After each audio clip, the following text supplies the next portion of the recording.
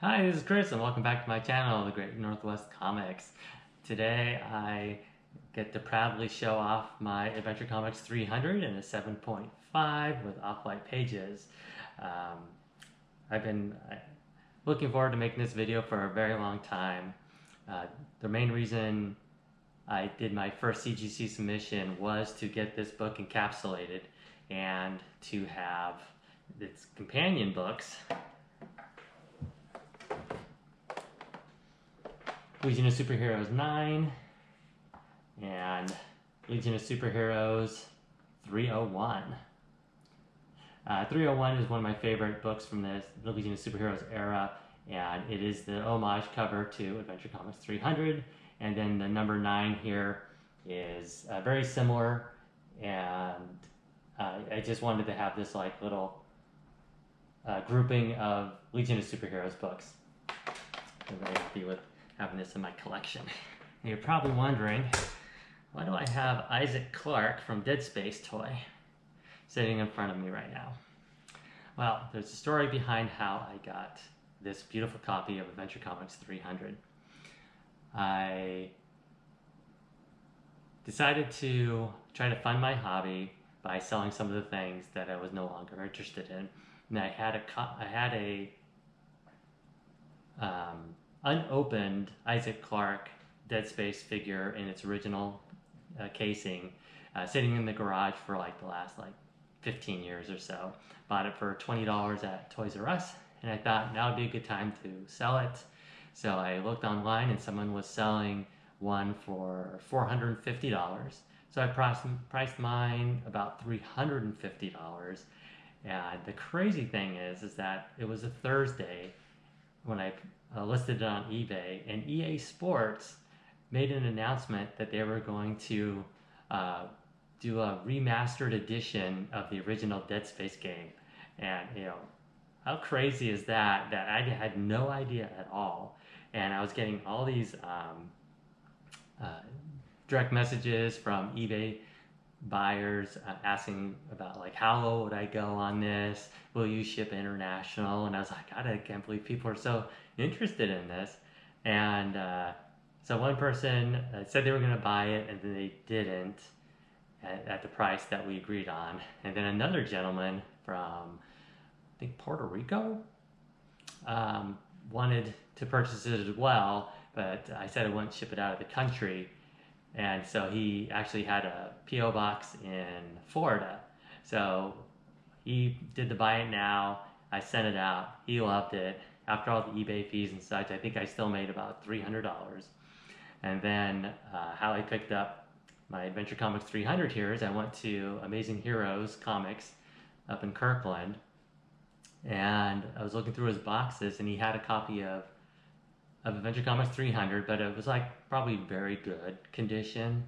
And I'd already seen a number of very good copies on eBay, and that's just not what I wanted. I wanted at least a 6.0 or higher, and the copy he had was phenomenal. I was just blown away, and the price was $300. So I essentially got this book for free by just selling one toy. So I was able to fund this grail with selling things I had on hand.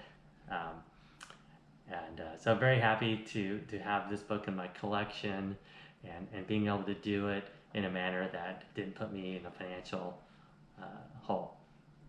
The fact that I've sold some manga recently. I sold Spice and Wolf volumes 1 through 7, and I made I think $70 on that. And then I sold Midori Days, the complete set. It was volumes 1 through 8. Sold that for over $100, and after all the fees and such, I made about $90. So total, recently I sold about maybe $160 worth of manga. And to date this year, I've actually sold about $800 worth of items on eBay to help fund my hobby. So what I'm doing with the funds from that is I sent 6 books to Turok Comics in California. 4 of those are going to be pressed, and then they're going to help me send my submission to CGC for me. I have a membership that has $150 credit towards grading and encapsulation, so I wanted to make sure I sent at least 6 books to be able to use the entire credit.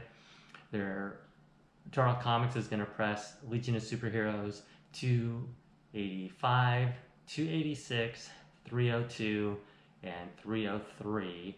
And then the other 2 books that don't need pressing are Fathom #1 from 2020 and a first printing of We Live #1.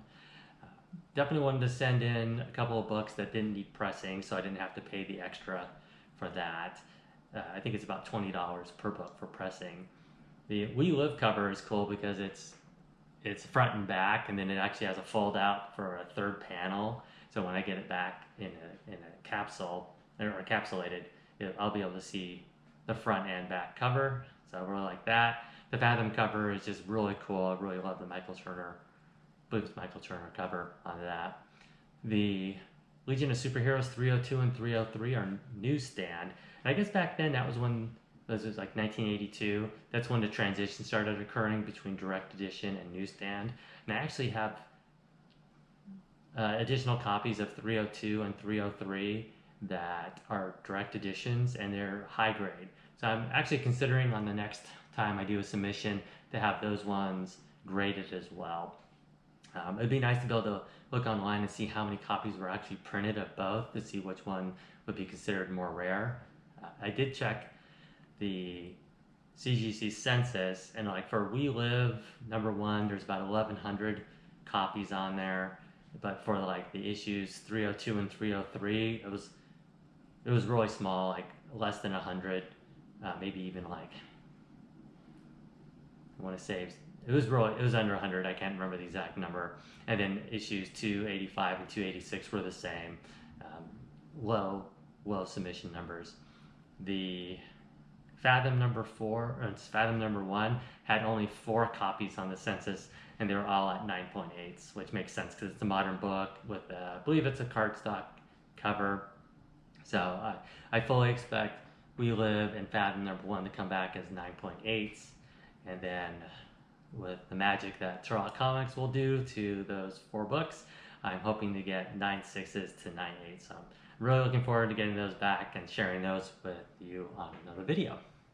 So I hope you liked the content of my video today. If you did, please like and subscribe. I would really appreciate it if you like the video, as it will help with YouTube's algorithm, and it will help draw attention to my channel and get more viewers and perhaps some more subscribers. So that would be awesome if you could do that. Have a great weekend and have a happy Thanksgiving.